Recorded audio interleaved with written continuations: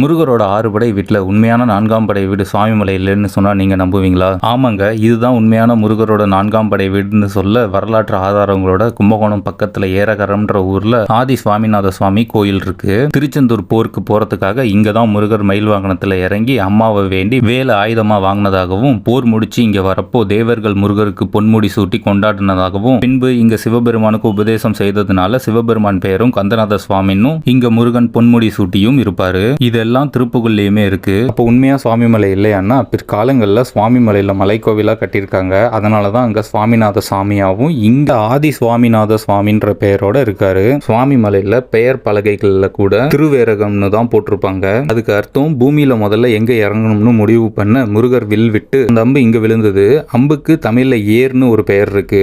ஏர் அகம் கொண்ட இடம், அதனால திருவேரகமானது. அது காலப்போக்கில் மருவிதான் ஏரகரமாச்சு. ஆனா அந்த வரலாற்று பெயரை கோயில்ல இன்னும் பின்பற்றிட்டு தான் இருக்காங்க. நீங்களும் 4ஆம் படை சுவாமிமலைக்கு வரப்போ இங்கேயும் வந்துட்டு போங்க. இந்த வீடியோவை உங்க முருக பக்த ஃப்ரெண்ட்ஸுக்கும் ஷேர் பண்ணிடுங்க. அப்படியே மறக்காம நம்ம ஃபாலோ பண்ணிடுங்க. நாம நாளைக்கு வேற கோயில்ல பார்க்கலாம்.